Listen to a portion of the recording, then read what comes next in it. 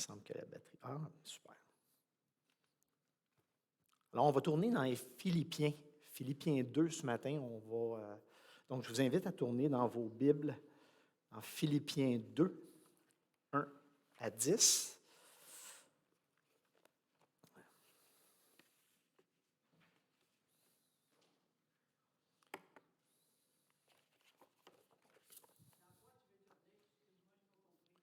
Philippiens 2.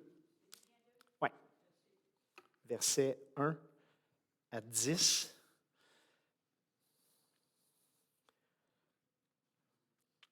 Alors, on va juste mettre notre Bible de côté pour le moment. On va prier, on va ouvrir par la prière et on va débuter l'enseignement, d'accord?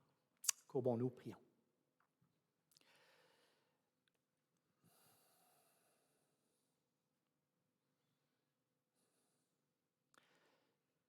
Seigneur, à chaque jour, tu nous offres ton infaillible amour. C'est ce qu'on a chanté tantôt.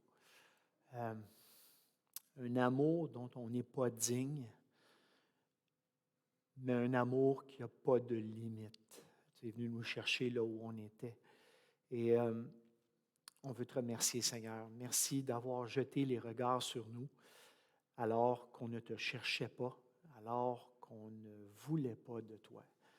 Et merci de t'être offert sur la croix pour nous. Ce matin, touche nos cœurs. Touche nos cœurs et transforme-nous par ton esprit pour qu'on puisse être de plus en plus semblable à toi. La marche est haute, mais par ton esprit, tu sauras nous guider pour qu'on puisse t'honorer. Amen. Alors, il y a plusieurs années, mon patron est venu me voir, me disant qu'il avait l'intention de se marier. Alors, il vivait en concubinage avec sa conjointe depuis plusieurs années. Et puis, la première question qui m'est venue à l'esprit lorsque il est venu pour m'en parler, c'est « Ben, pourquoi tu veux te marier? » Fait que naturellement, il m'a répondu « Ben, c'est parce que je l'aime. » C'est une réponse qui est facile et en même temps un peu vide de sens parce que le mot amour devient à un moment donné galvaudé. Ce que je veux dire par là, c'est que tu aimes ton auto, tu aimes tes amis, tu aimes la crème glacée, tu aimes ta famille, tu aimes être en vacances. Et à un moment donné, on doit se poser la question, comment on fait pour définir ce que c'est le mot amour? Et c'est surtout dans la manière avec laquelle on va mettre en pratique l'amour qui va définir le sens profond de ce que ça veut dire. Après qu'il m'ait dit finalement, ben, c'est parce que je l'aime, la vraie question, c'est comment tu l'aimes? Pourquoi tu l'aimes? À quel prix tu l'aimes? Tu veux t'unir à elle, mais jusqu'à quel point tu es prêt à t'unir à elle? Peut-être ces questions-là définissent davantage ce que c'est d'aimer. Beaucoup plus que de dire, bon, ben, je vais me marier parce que je l'aime. Alors, la manifestation de l'amour définit beaucoup plus le sens du mot que le mot en soi, parce qu'on utilise tellement le mot de plein de manières que finalement, ça en vient vide de sens à un moment donné. Et ce matin, on va regarder un passage qui parle d'amour. La Bible dit que Jésus nous a aimés. On va regarder ensemble à quel point Jésus nous a aimés. Qu'est-ce qui a motivé cet amour-là? Et quelles devraient être les répercussions dans ma vie? De quelle manière je dois répondre à cette marque d'amour-là en tant que croyant? Alors, c'est ce qu'on va regarder ce matin avec Eduardo. Mais avant de passer la parole à Eduardo, on va prendre le temps de lire le texte et par la suite, Eduardo va pouvoir nous expliquer les 4 premiers versets du passage. Alors, donc, je vais lire à partir de la version Semeur.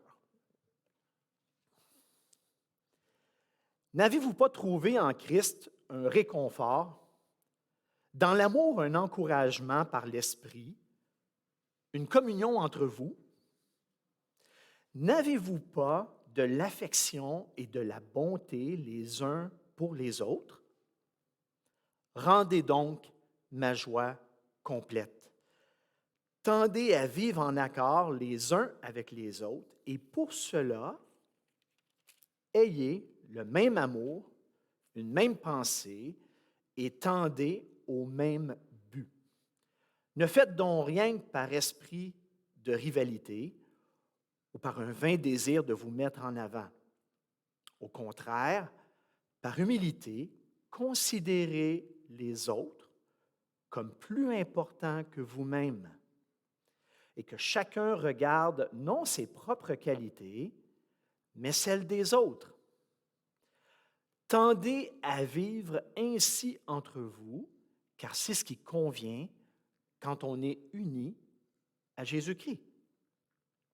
Lui qui était d'une condition divine ne chercha pas à profiter de l'égalité avec Dieu, mais il s'est dépouillé lui-même et il a pris la condition d'un serviteur en se rendant semblable aux hommes, se trouvant ainsi reconnu à son aspect comme un simple homme.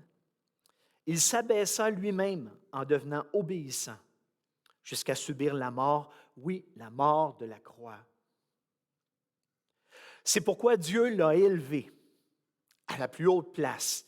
Il lui a donné le nom qui est au-dessus de tout nom, pour qu'au nom de Jésus, tout être s'agenouille dans les cieux et sur la terre, jusque sous la terre, et que chacun déclare Jésus-Christ est Seigneur à la gloire de Dieu le Père. Alors, on va passer la parole à Eduardo pour le premier point.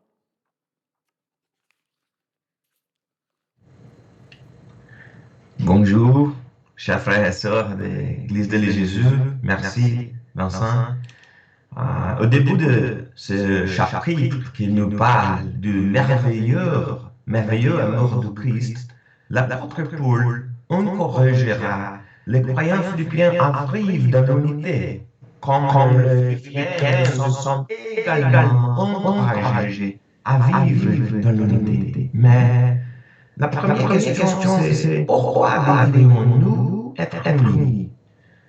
Lisons à nouveau le verset 1 et le début du verset 2.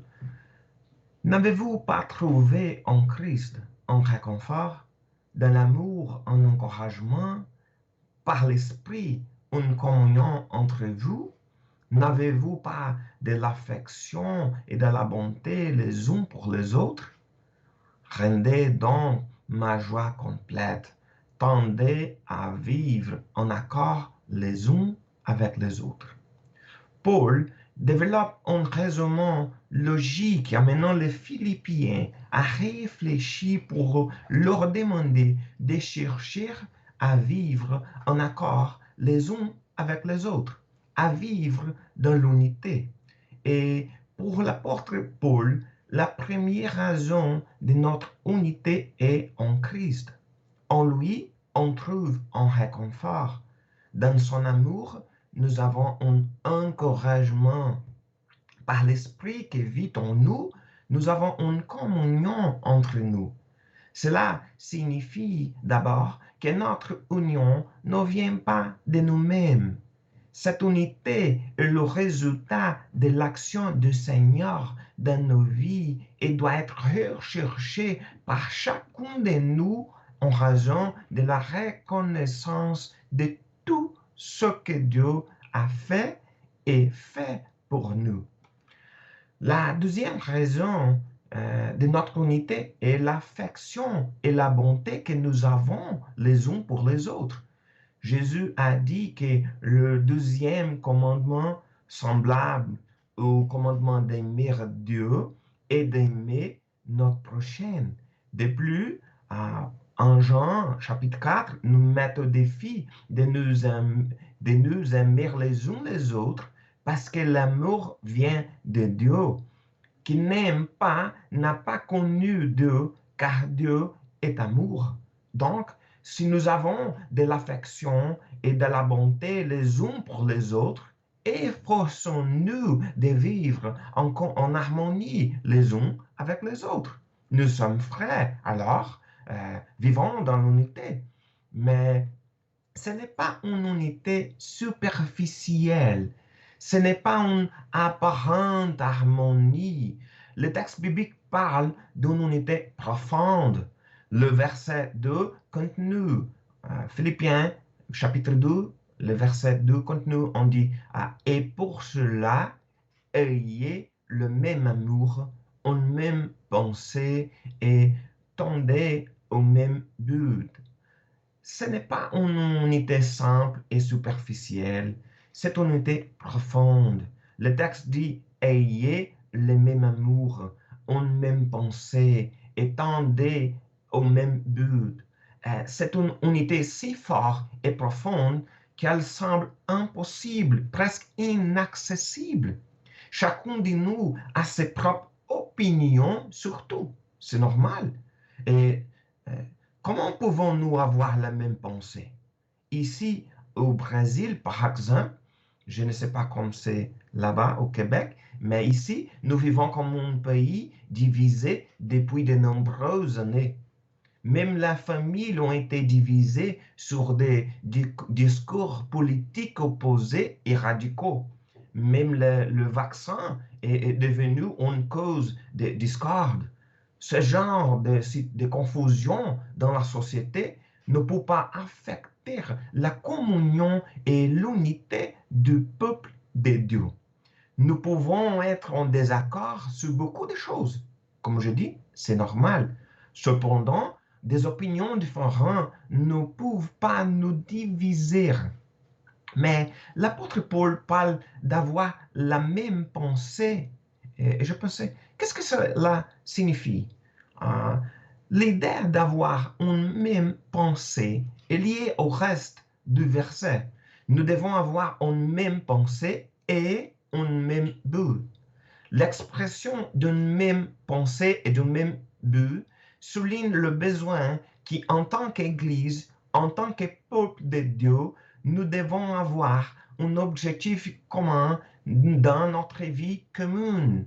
Toutes les opinions différentes que nous pourrions avoir doivent être soumises à notre pensée commune.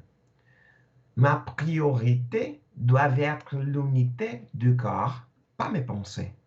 Mes opinions peuvent être en contradiction avec vos opinions, c'est normal, mais ce qui nous unit est bien plus grand que toutes les divergences de pensée.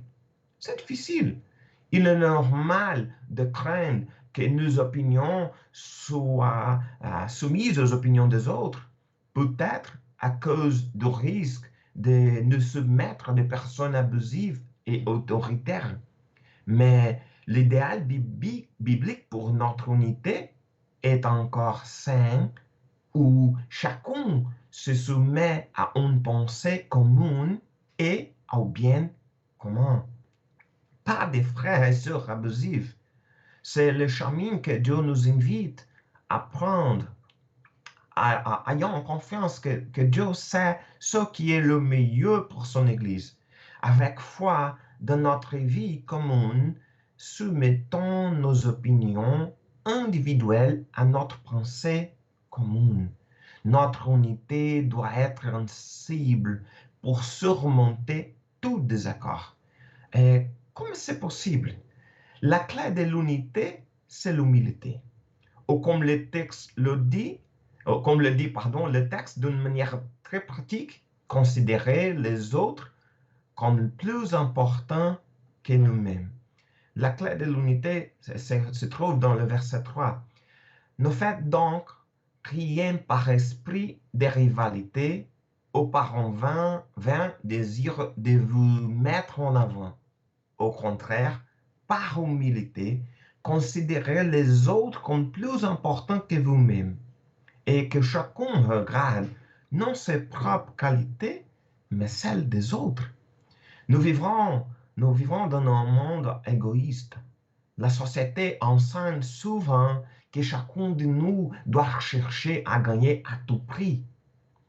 On nous apprend, que nous devons montrer notre valeur.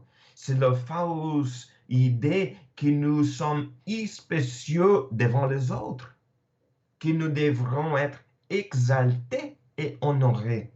Ce n'est pas ce que la parole de Dieu nous enseigne. Je ne dois pas penser que mon opinion doit toujours prévaloir. Nous sommes un seul corps. C'est notre unité qui doit toujours prévaloir. Et en tant que corps du Christ, nous ne pouvons pas faire les choses dans un esprit de rivalité. En tant que membre du corps du Christ, je ne peux pas vouloir me mettre devant les autres. Nous devons marcher côte à côte. Plutôt que vouloir me mettre en avant, je dois considérer chacun de mes frères et sœurs comme supérieur à moi-même. Ce n'est pas ma volonté qui doit prévaloir. Je dois prendre très au sérieux les pensées de chacun de mes frères et sœurs, considérant chacun de vous supérieur à moi-même. Cela signifie avoir l'humilité d'observer les qualités des autres, pas les miennes. Valoriser mes frères et sœurs plutôt que de me valoriser moi-même. Si chacun de nous agit avec une telle humilité, notre unité sera de plus en plus profonde. C'est dans ce contexte que le texte présente les grands exemples d'humilité. Alors, Vincent va nous parler de ce bel exemple d'humilité.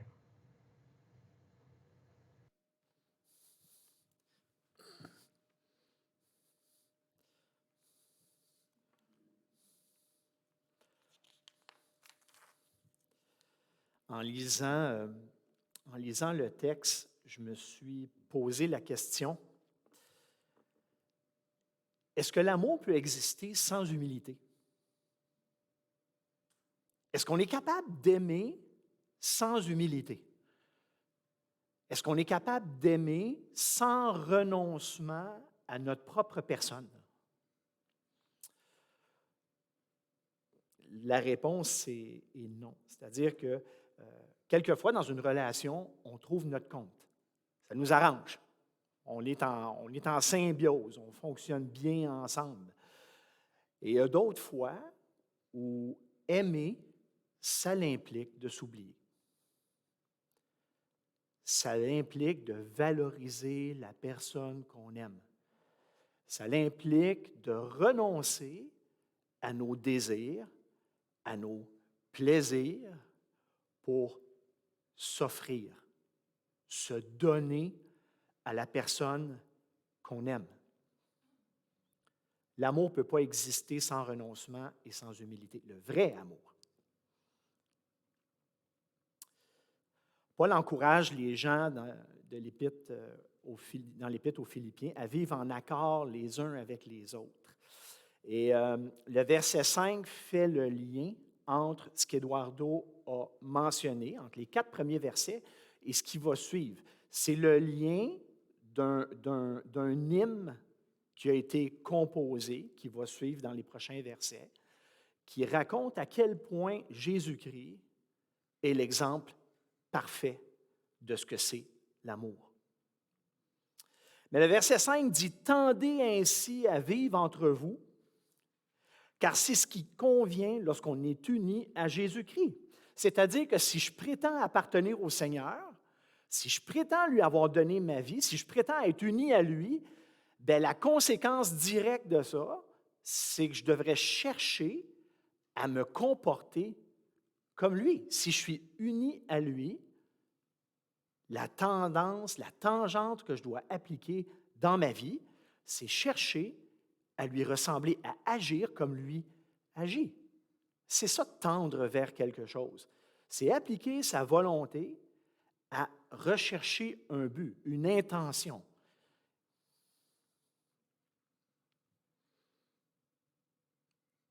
Vivre, avoir la foi, c'est toujours vivre en fonction de ce qu'on croit. C'est-à-dire que la vraie foi, je crois en Jésus-Christ, si je crois que Jésus-Christ est mon maître, c'est inévitable, cette foi-là va se traduire en acte. D'ailleurs, c'est ce que l'Épître de Jacques dit, hein, la foi sans les œuvres, elle est morte. Alors, c'est un petit peu ce que le texte enseigne. Des fois, ce n'est pas facile. Des fois, c'est notre ego qui prend le dessus. Et des fois, on renonce. Mais dans le cas de Jésus, cette guerre-là, intérieure, n'existait pas. La guerre que nous vivons, à renoncer à nous-mêmes pour le bénéfice des autres, pour chercher à être comme le Seigneur, dans le cas de Jésus, dans son incarnation, ça n'existait pas.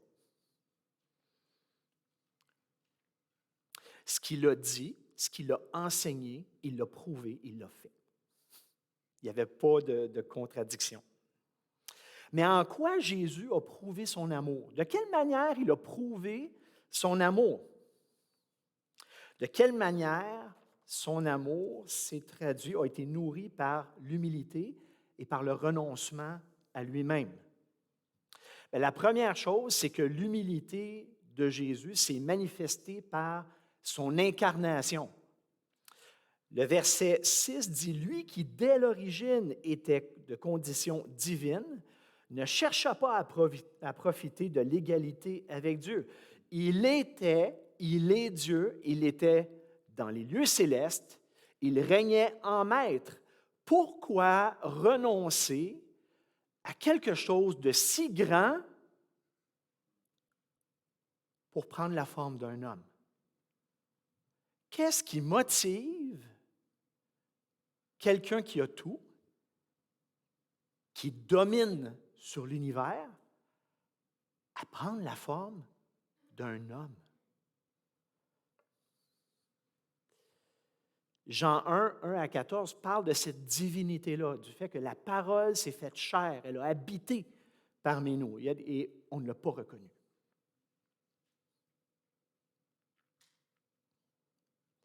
Jésus s'associe à Dieu lorsqu'il dit aux pharisiens, « Avant qu'Abraham fût, je suis. » Alors même dans son incarnation, il affirmait qu'il était Dieu et qu'il est Dieu.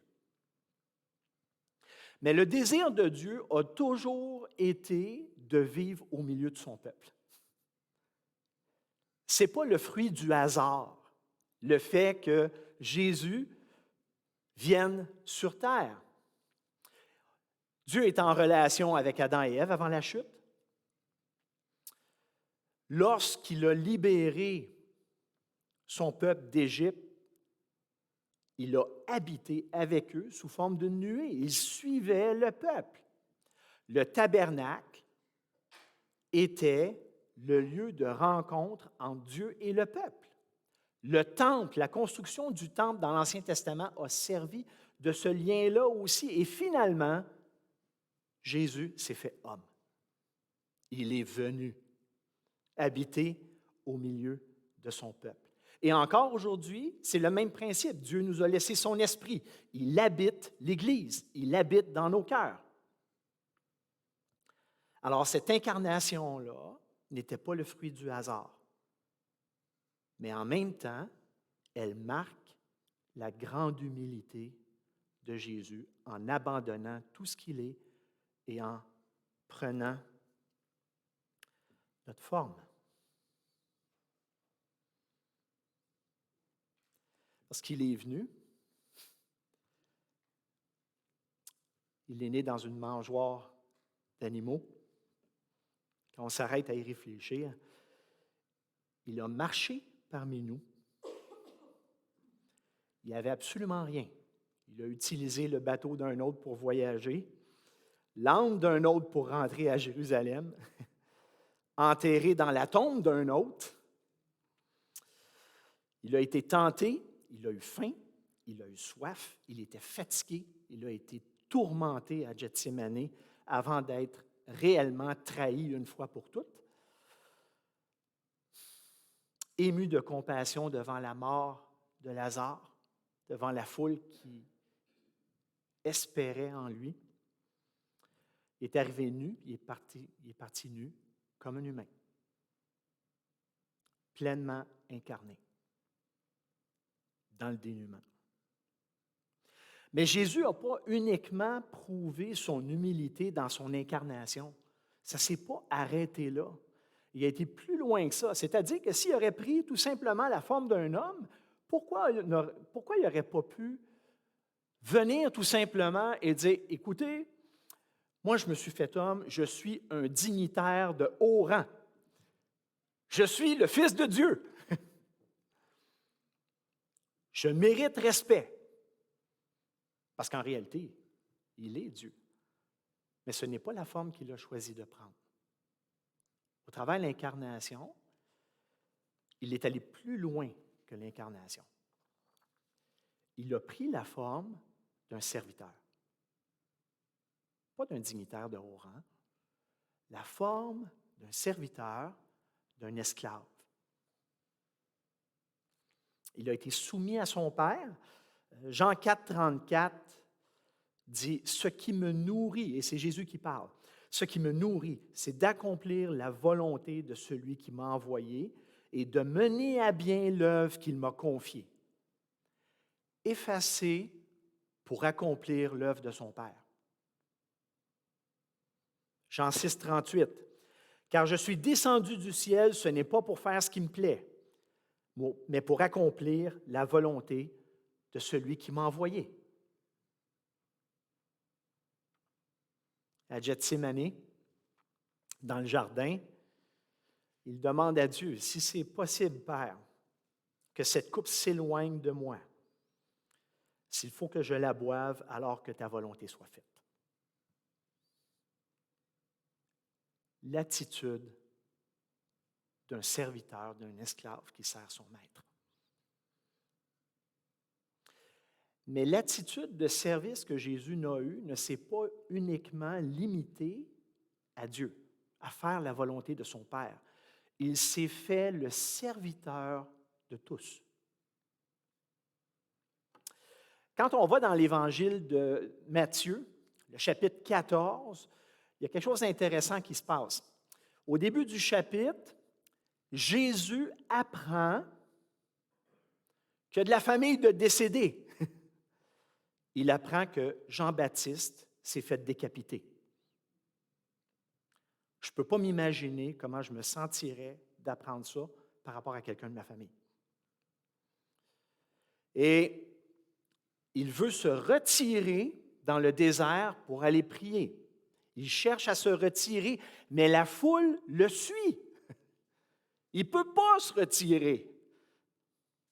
Et ce qu'il va faire, il va renoncer à ce retrait pour servir, guérir les aveugles, faire des miracles. Il vient d'apprendre que Jean-Baptiste est décapité. Il va renoncer à ça pour servir la population. Et par la suite, il va faire le miracle des pains. Il va nourrir la population. Et à la fin de tout ça, finalement, il va se retirer pour prier. Ça, c'est un exemple de renoncement. Un vrai exemple de renoncement.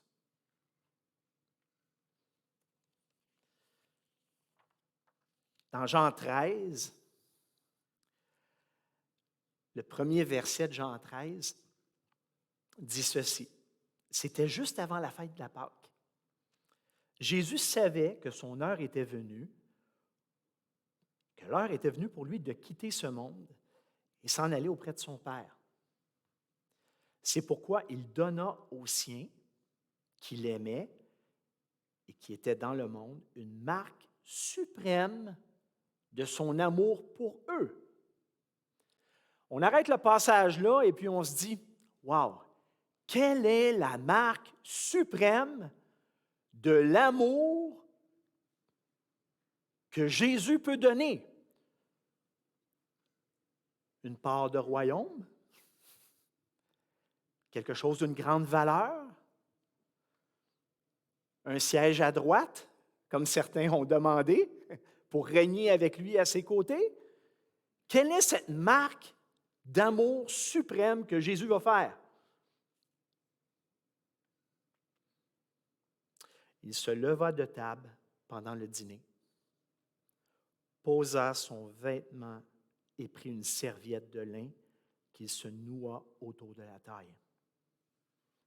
Ensuite, il versa de l'eau dans une bassine et commença à laver les pieds de ses disciples, puis à les essuyer avec la serviette qu'il s'était nouée autour de la taille. L'exemple d'un esclave, d'un serviteur dans l'amour. C'était ça la marque suprême. Pas une part de royaume, mais un don total, une image à la fois de ce qui était pour se passer à la croix, sachant que son heure était venue.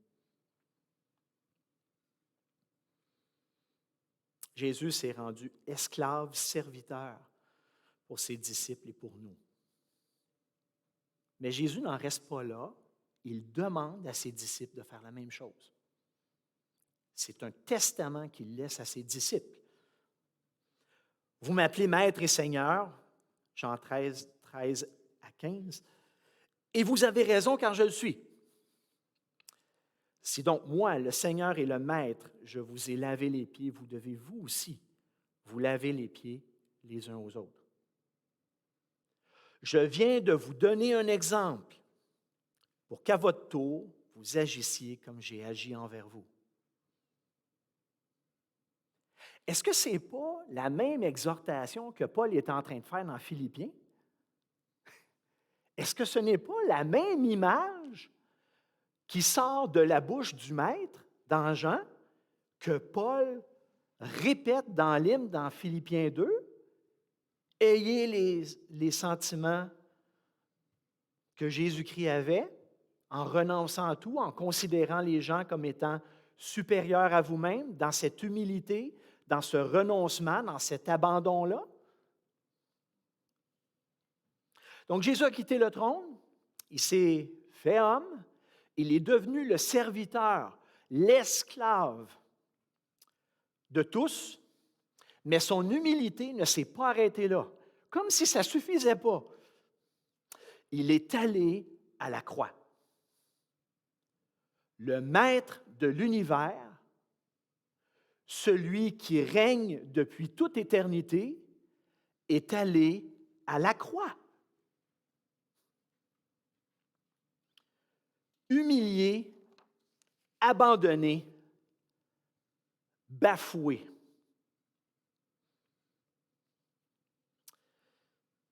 Il est allé mourir de la mort la plus ignoble qu'il y avait à l'époque. Et dans les cris, dans les larmes, Hébreu dit qu'il aurait souhaité quitter cette attente-là, Hébreu 5. Mais il a obéi. Il est allé jusqu'à mourir. Et même à la croix, alors que ses ennemis venaient le visiter en disant « Ah, si tu es Dieu, descends de là. Montre-nous que tu es Dieu, descends. » Moi, on ne me l'aurait pas dit 2 fois. Il est resté. Et ce n'est pas qu'il n'était pas capable de descendre, c'est qu'il a décidé de rester. Ce n'est pas les clous qui le retenaient. C'est son amour pour toi et moi. Dans cette grande humilité-là, dans ce renoncement à sa vie. il y a une progression dans cet hymne-là. Hein? Il s'est fait homme. Là, tu dis, oh, wow. Il est devenu serviteur. Tu dis, oh, double wow. Mais il est mort sur la croix. Ce don-là, il l'a poussé d'une manière ultime en renonçant totalement à lui pour perdre la vie et souffrir. C'est cet exemple-là que Paul applique dans Philippiens, dans le traitement qu'on doit avoir les uns avec les autres. Eduardo va poursuivre avec la suite du passage pour nous expliquer, parce qu'on pourrait dire, est-ce que ça arrête là?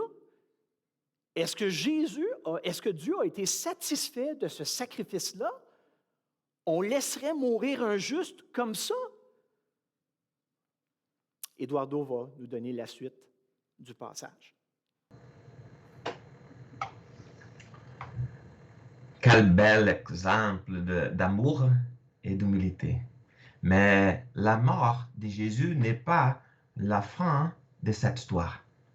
Certaines personnes regardent le Christ suspendu à la croix et ont une mauvaise vue comme s'il était vraiment mort pour toujours, comme s'il était impuissant.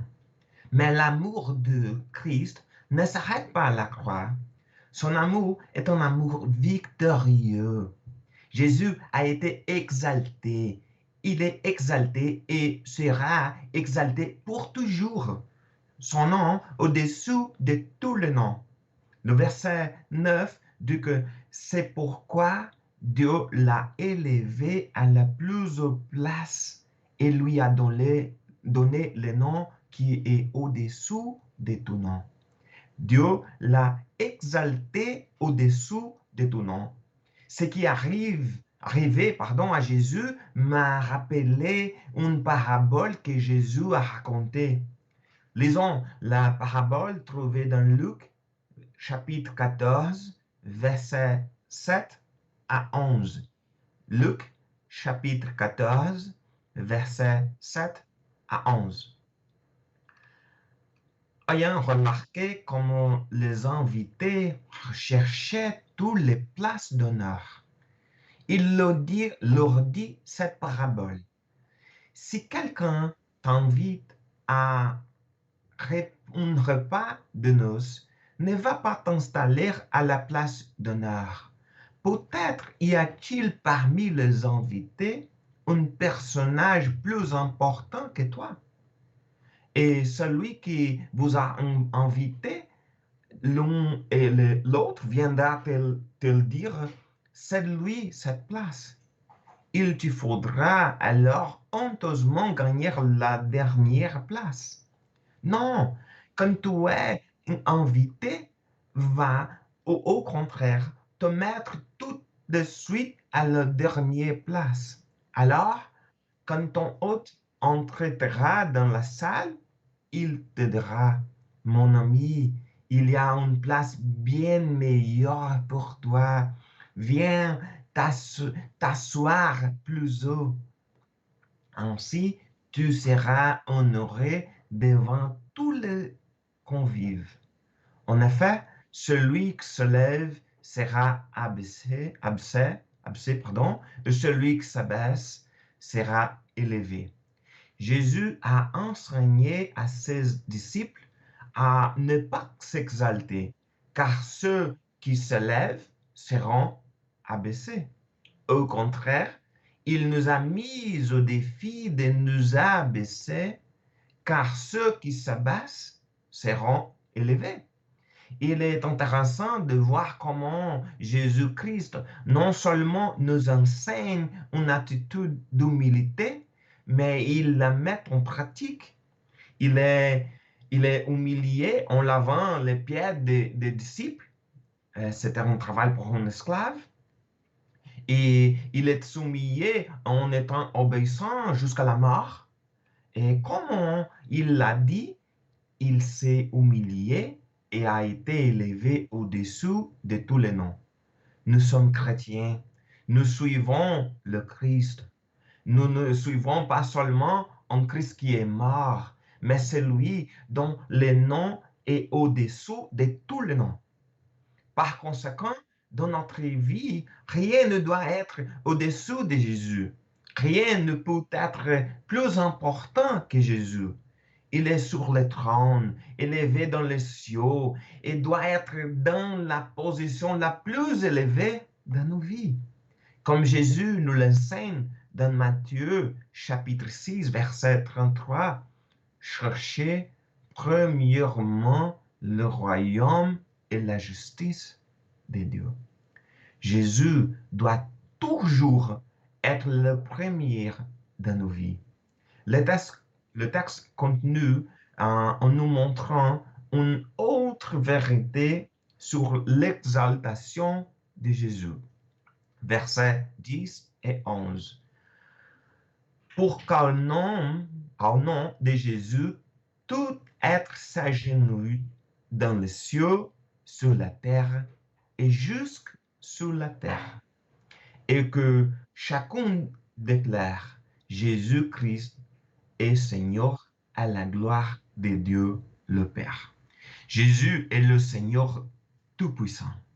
Jésus est le Dieu qui règne souverain sur toutes choses dans les cieux et sur la terre.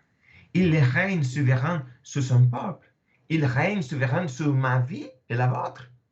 Le texte ne parle pas seulement de la réalité terrestre et actuelle, il parle aussi de la réalité céleste présente et la réalité céleste future, lorsque tout cela ici-bas sera terminé et tout être va se agenouiller et va déclarer que Jésus-Christ est Seigneur. Il est éternellement le Seigneur. Son nom sera exalté à jamais. Cela devrait nous rappeler qu'il contrôle dans le présent, qu'il contrôle tout dans le présent et tout dans le futur. Donc, d'une manière très pratique, dans tout ce que nous faisons, nous devons nous rappeler qu'il est le Seigneur, que sa volonté soit faite dans nos vies. C'est pourquoi le texte continue comme suit, verset 12. Mes chers amis, vous avez toujours été obéissants. Faites donc fructifier votre salut avec toute la crainte qui s'impose, non seulement quand je suis présent, mais bien plus maintenant que je suis absent. Il doit être exalté non seulement par nos bouches, il doit être exalté tout au long de notre vie. Comment pouvons-nous faire cela? Premièrement, puisque le nom de Jésus est au-dessous de tout nom, faisons fructifier notre salut. C'est-à-dire que le salut opéré dans nos vies doit porter du fruit. La Bible nous enseigne que nous sommes régénérés. Nous enseigne que le Saint-Esprit fait de nous des êtres nouveaux. Et cette nouvelle créature, l'être régénéré, doit agir d'une manière à glorifier son Seigneur. Ainsi, une vie qui glorifie le Seigneur est une vie de crainte du Seigneur.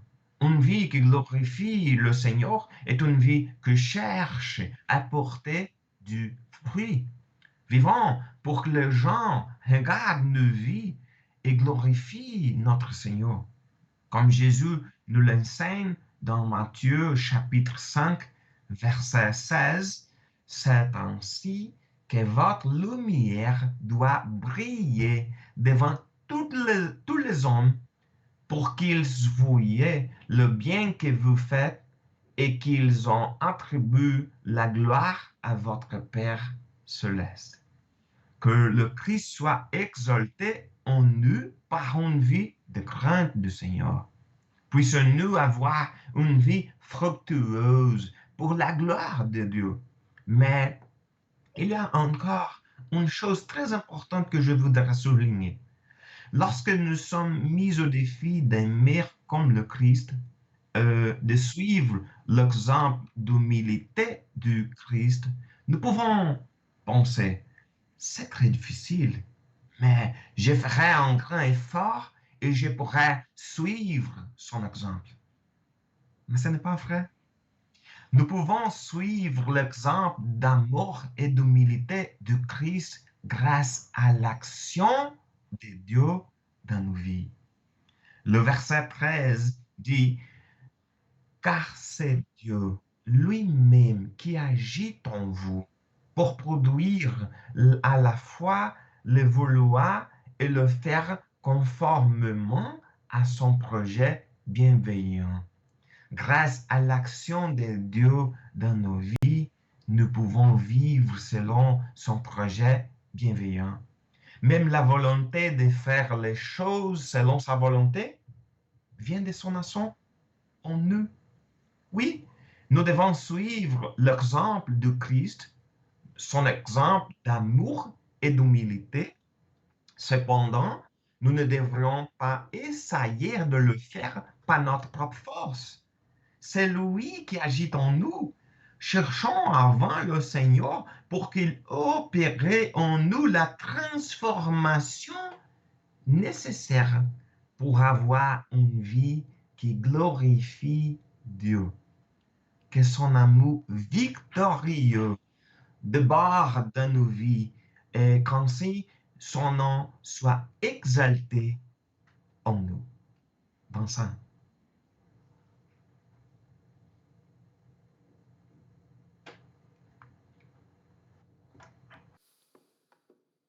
Même si je veux changer, euh, ma volonté ne suffit pas. Il y a quelque chose de trompeur là-dedans. Même si je sors d'ici puis je me dis, ça y est, je vais faire preuve d'humilité. C'est peut-être mettre la charrue avant les bœufs, si je me permets l'expression. La raison est très simple, c'est que pour commencer un changement, je ne peux pas juste faire preuve d'humilité. J'ai besoin de Dieu. Parce que mon cœur, je ne peux pas le changer. Autrement, ça serait de la fausse humilité.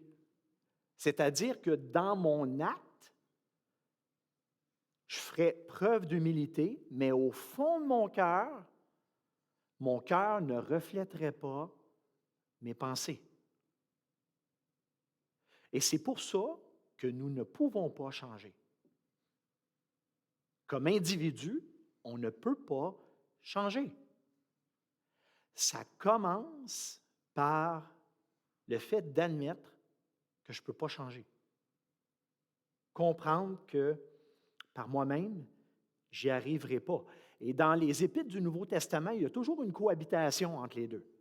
Il y a toujours l'œuvre du Saint-Esprit, la part de Dieu où Dieu transforme la vie du croyant dans la sanctification, et il y a l'action de l'homme, le désir de changer.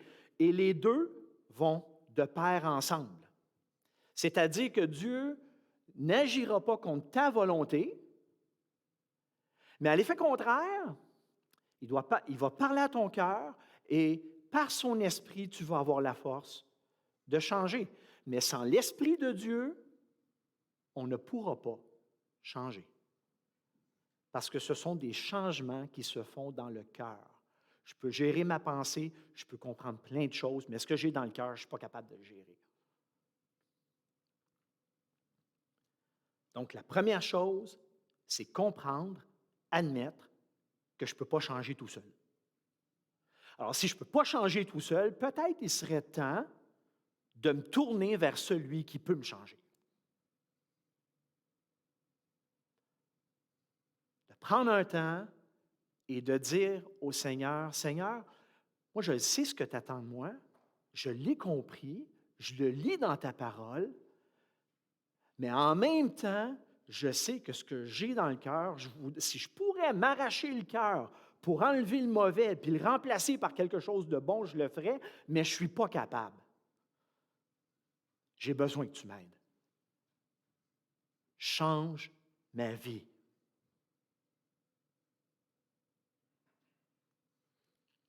Je dois comprendre,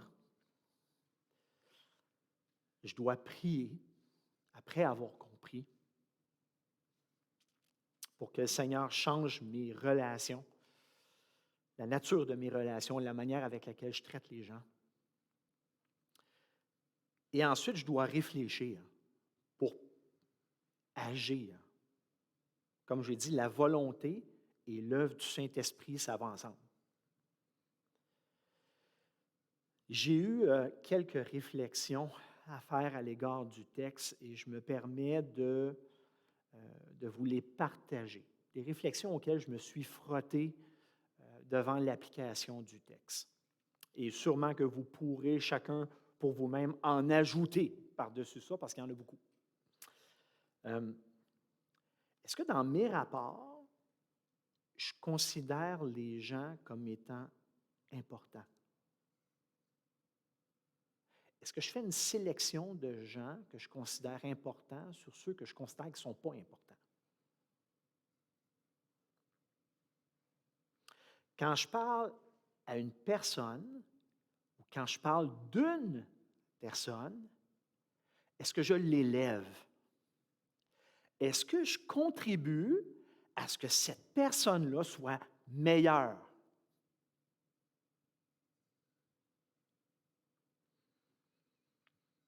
Ou j'abaisse pour pouvoir m'élever? Est-ce que je sers dans l'Église pour satisfaire mes propres besoins et les besoins de mon entourage, ou je sers d'une manière désintéressée pour que Dieu puisse être honoré et que je puisse contribuer à l'avancement du royaume de Dieu?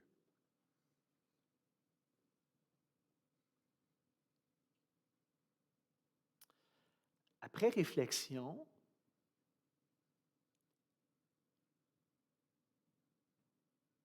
peut-être vous serez appelé, comme j'ai été appelé, à faire le point avec le Seigneur.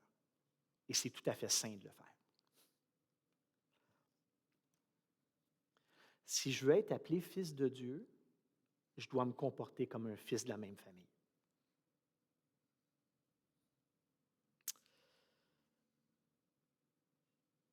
Dernier, pour conclure, l'évangélisation, la croissance de l'Église, la maturité ne passe pas par des stratégies. Ça passe par le renoncement à soi pour que Dieu puisse régner. Alors soyons des imitateurs du Christ pour être appelés à juste titre fils de Dieu. Prions.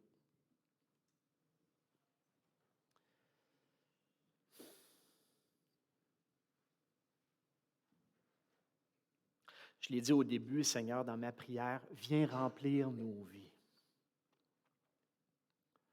Pas que tu n'es pas capable, pas que nous n'avons pas ton esprit, nous avons ton esprit, mais malgré tout, nous luttons souvent parce que nous refusons de renoncer. Nous refusons de vivre humblement dans nos rapports les uns avec les autres. Et pourtant, ton Fils nous a donné tellement un exemple fort, puissant, un exemple qui ne peut pas être contesté. Aide-nous à renoncer à nous-mêmes pour que dans nos vies, tu puisses régner et que tous puissent voir, autant dans l'Église qu'à l'extérieur, que tu es le maître de nos vies et que tu es notre raison de vivre. Accompagne-nous cette semaine, Seigneur. Amen. Alors, je vais inviter les membres de l'adoration avant de quitter pour un dernier chant, et puis on va quitter par la suite. Un court chant.